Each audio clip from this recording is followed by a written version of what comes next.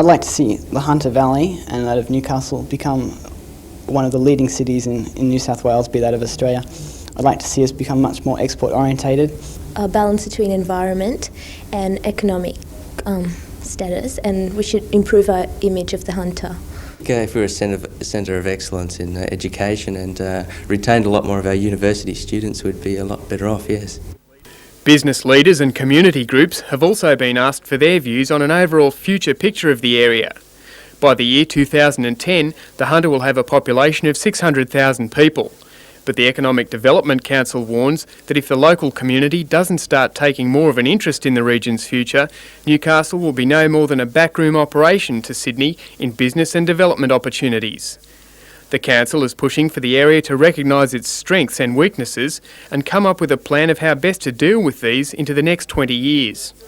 So far, the exercise has been a two-way street. The group today have found out so many things they didn't know about how good the Hunter really is. We're poised at the beginning of taking our own life into our own hands. For too long the Hunter has had decisions thrust upon it. Now that we're starting to realise just how good we are and how important we are, we're in a position to make government and business stand up and listen to us. The Hunter will take its own future in its own hands, I'm sure of that.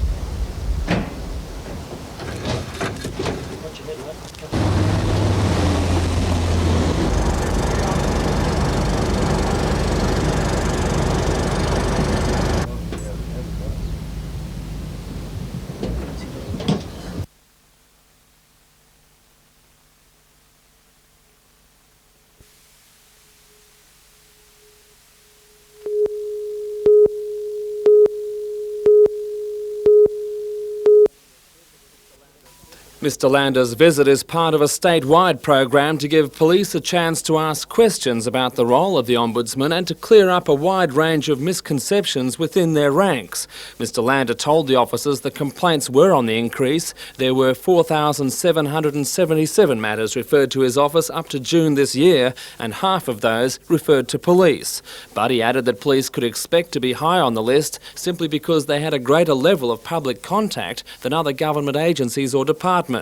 More than 70% of all complaints directed against police were not investigated, less than a quarter were considered worthy of inquiry, and less than 2% were re-investigated. Police at today's meeting could take comfort from recent figures compiled on monthly visits by the Ombudsman's office to the region. Complaints about the police in Newcastle and the Hunter were very low in comparison to complaints against councils and government departments. Mr Lander will address another police meeting at Gosford tomorrow.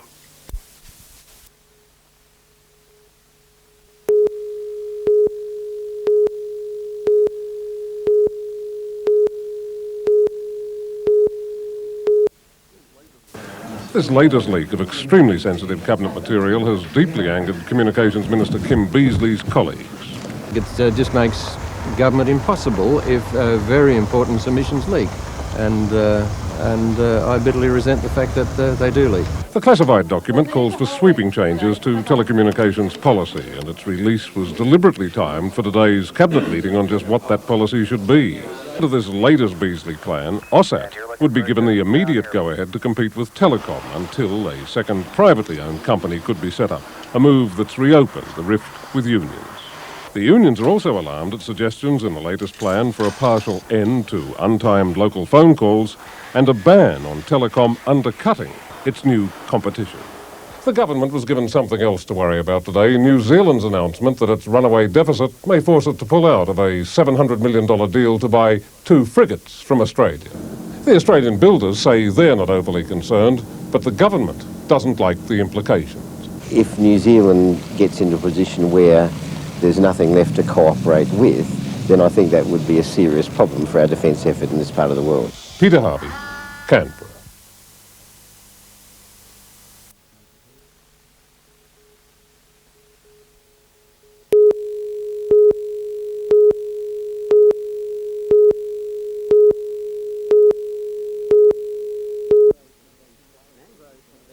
Mangroves have been flourishing in this area for more than 100 years, but sometime this year they began dying. So far, 5,000 are dead, and that number is increasing.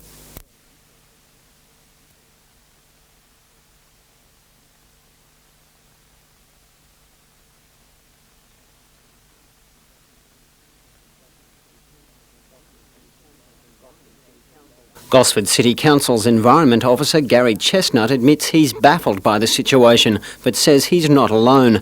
The nation's leading experts in the field have left the Kogarah Reserve scratching their heads at a phenomenon they've never seen before. The pattern of the dieback is very unusual, so at this point of time nobody really knows what one of the causes is causing the effect to occur. The New South Wales University of Technology wants $6,500 to carry out tests on the trees, but so far the state government, which owns the land, has refused to pledge a single cent. If allowed to continue, the die-off could devastate the local fishing industry. A mangrove area is basically the nursery ground for a lot of aquatic animals. Now, if you wipe out the nursery ground, you wipe out your aquatic industry, such as fishing and prawning industry. So if you lose that, you can lose those other associated industries down the track.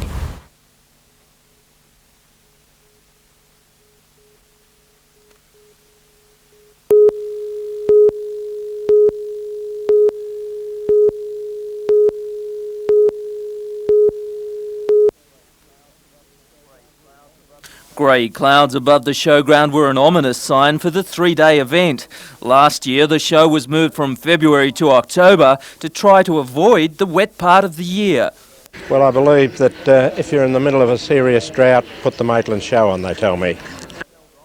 The weather held off today, giving the show holiday crowd a free rein on Sideshow Alley. Organisers say attractions are up 60% on last year, and they're hoping this will boost crowds over the 30,000 mark. As with tradition, the country has been brought to town for the show.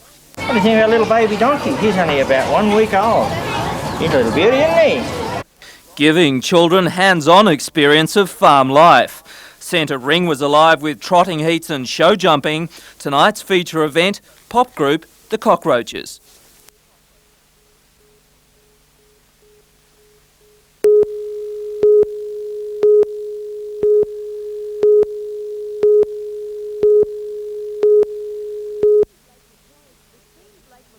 It seems like Macquarie Council isn't the only place where land values have increased dramatically. On 2HD's Open Line this morning, Mayor of Kogarah, Ross Green, revealed his council had the same problem last year. If we had imposed the new valuation, some of the waterfront properties would have been paying $2,500, $3,000 a year in rates, and some of the lesser affluent areas would have been paying only about $350.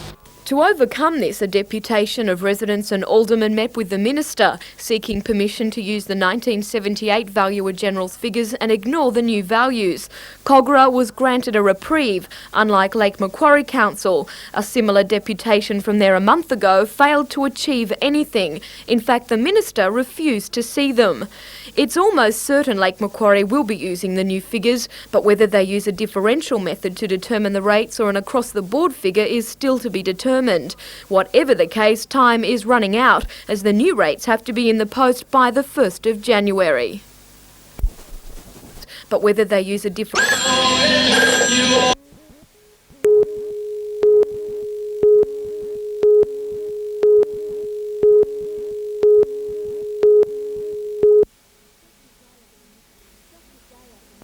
Just a day after Newcastle Supreme Court sentenced Lee's killer, her mother and grandmother met with others who've experienced the anguish of murder in their immediate family. The Victims of Crime Association was set up to help the families of victims of violent crime. With this group's support, Robin Lee and Margaret Heyman will make sure that Lee's death was not in vain. To us, she'll never be forgotten, and I don't want other people to forget her. Through her death, hopefully, we can get things changed. To have her die like she did, to me, is something that we'll never, and I mean never, get over. We've accepted her death, but not the manner of dying. So the cause, the victims of crime cause, is one that you feel very strongly about. Oh yes, I've made a vow that I'll dedicate my life to the victims of crime and try and get some laws changed. Matthew Webster is among the first murderers to be convicted under the new truth in sentencing legislation. He was sentenced to a prison term of 14 years, plus an additional 6-year term in which parole can be granted.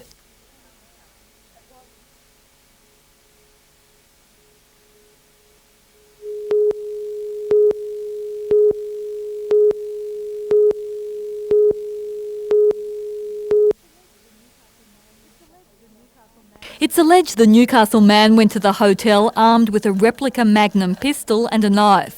Police say the man had been at the Great Northern earlier today and had argued with a woman. He was arguing about something and just kicked the door in after that, and who knows what happened. It's alleged the man assaulted several people, turned over chairs and smashed windows. A man and a woman were treated for minor injuries at Royal Newcastle Hospital.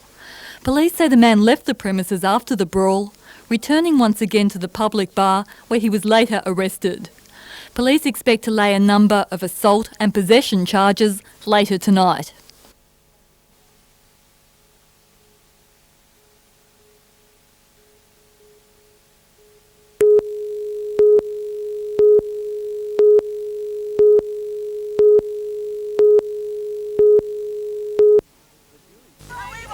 The jury's verdict last night that Tim Anderson masterminded the Hilton bombing left his supporters and family shocked and bewildered.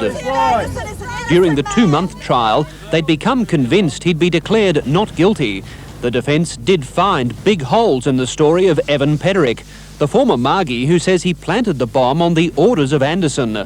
But the jury chose to believe Pederick, who came forward to confess to the bombing.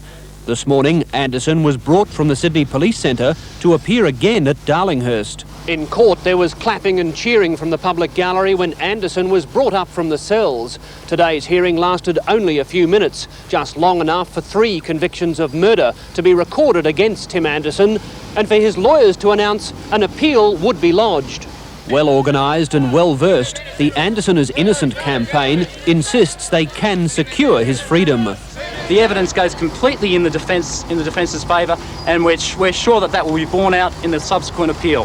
Anderson's no stranger to jail. He spent 7 years behind bars after being convicted with 2 other Margies of a conspiracy to blow up a National Front leader. In 1985, the 3 were pardoned after a judicial inquiry and paid $100,000 compensation. Anderson will be sentenced next month.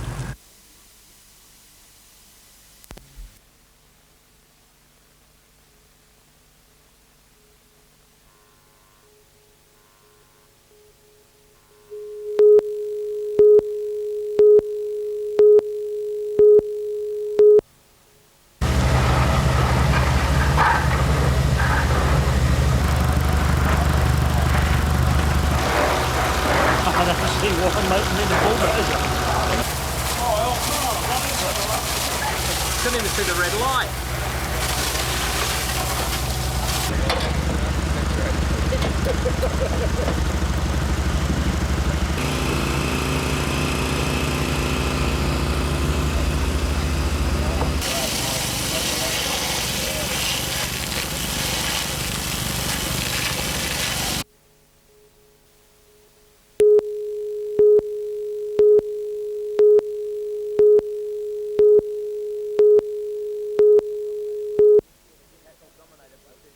Tatnall dominated proceedings with a win in the backmarkers race, signalling a big night for the veteran.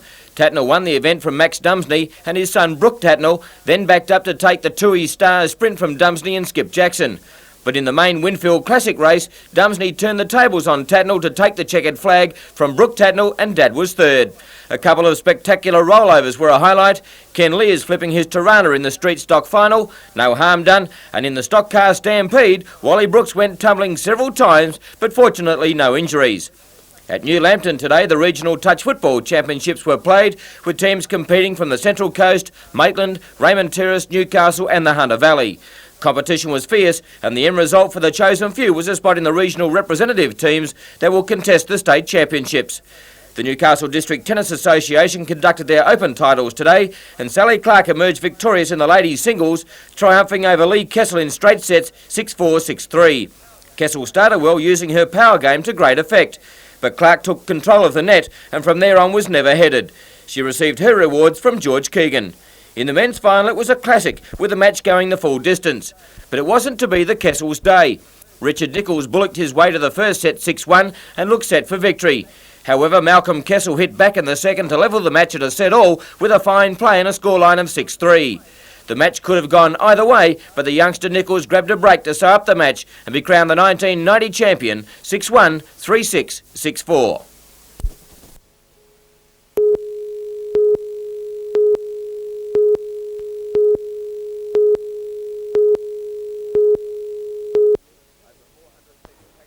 Over 400 people packed the auditorium at the 16-footers for the glittering presentation. Commonwealth Games cyclist Craig Chapman assisted organisers with the Junior Sports Star of the Year award after receiving a special plaque from the late Macquarie Council for his services to sport. Jared Anthony, Renee Connolly, James Godfrey and Alexander Phillips were nominated for their feats in the swimming pool. Sisters Lisa and Alison Daly had fine years in hockey. Aaron Brisbane represented rodeo riding. Taylor Maxlow for BMX riding. Robbie Ross from rugby league. Bradley Schrader, athletics. And Melissa Thurlow also was nominated for surf lifesaving. An excellent lineup of junior talent. Craig Chapman had the honour of announcing the winner.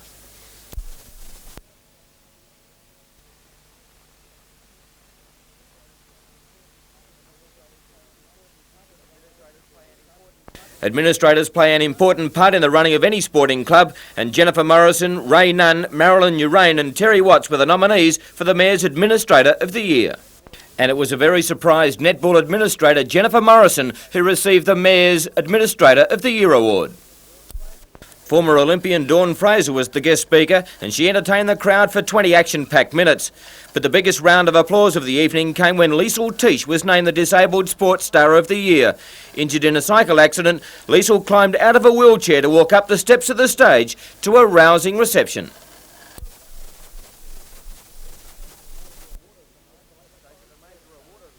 So to the major award of the night, the late Macquarie Sports Star of the Year. Jason Dormer played for the Australian development team during the year and is a promising baseballer. Ashley Gordon was the equal leading try scorer in the Winfield Cup. Darren Griffin continues to win golf tournaments. Adam Piper collected an Australian sailing championship, and Marie Putney is the #1 ranked female 10-pin bowler in the country. Adam Quinn won multiple world windsurfing titles. Art Solaris Australian canoeing crowns, and Todd Wilshire British Solo League Rider of the Year, and third by only 1 point in the World Championship. Federal member for Shortland Peter Morris had the envelope.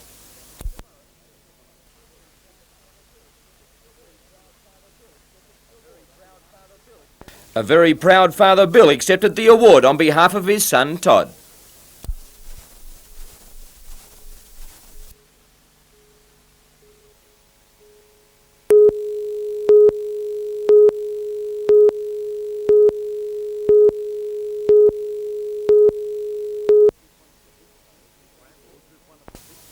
Brambles is one of the big players in transport with 6,000 employees worldwide, yet it admits that staff training has been haphazard.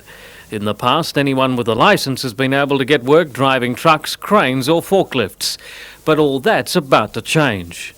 There hasn't been enough training in any aspect of the transport industry in the past, on the driver side and the management side. We've tended to just float along and pick people up and then try and retrain them rather than train them from the start. The company's proposing a 4-year traineeship for Year 10 school leavers. During that time, they'd get on-the-job training and end up with tickets to drive all heavy equipment. Special TAFE courses are planned on occupational health and safety, industrial relations and customer service. Another traineeship will be offered to Year 12 school leavers who'll do similar hands-on work along with a Bachelor of Business Studies course part-time at Newcastle University. The trucks are getting more and more expensive and more sophisticated, and we need people who are better trained to be able to operate them. The concept provides a career path in the transport industry and meets the federal government's new training requirements. But the traineeships will be at a premium. Only 6 will be offered for the first intake next year.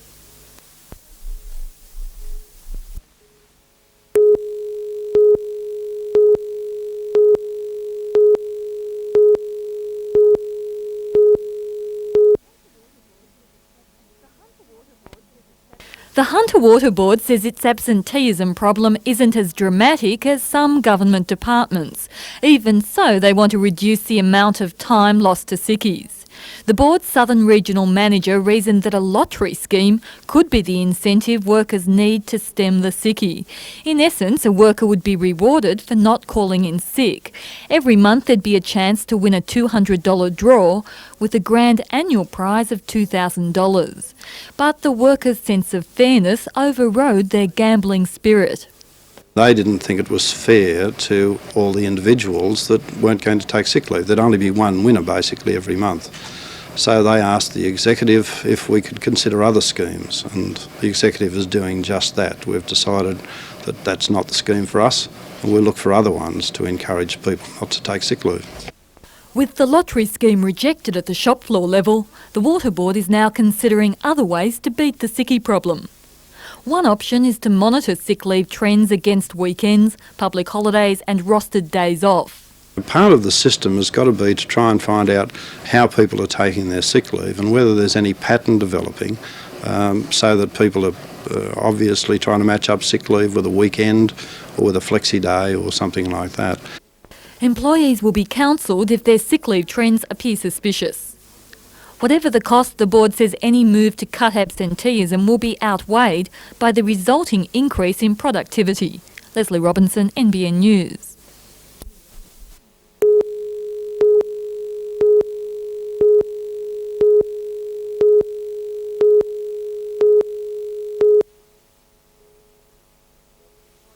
Lake Macquarie residents have been so concerned that their rates could leap dramatically in line with new land valuations that last night they made a vocal and visual stand.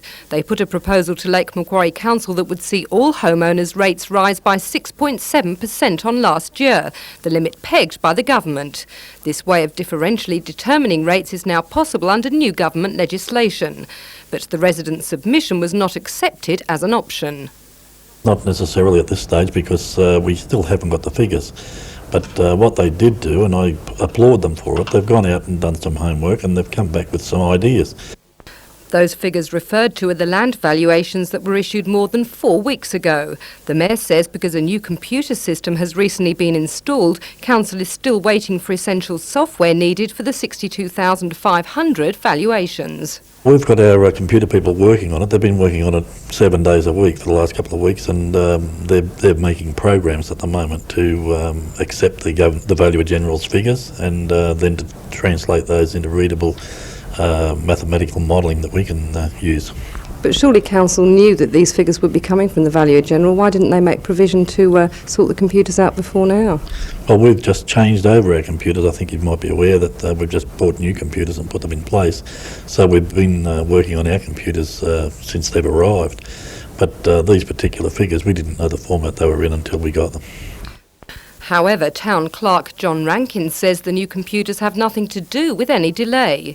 He says it is simply 6 months' work to input the new data.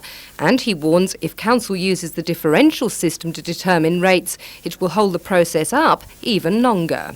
I would think that there will be some form of differential rating involved, yes, and I don't know how we will apply that at this stage. And so the dilemma continues for both Council and ratepayers, who may not get their new rates on time in the first week of January. Rebecca Skinner, NBN News.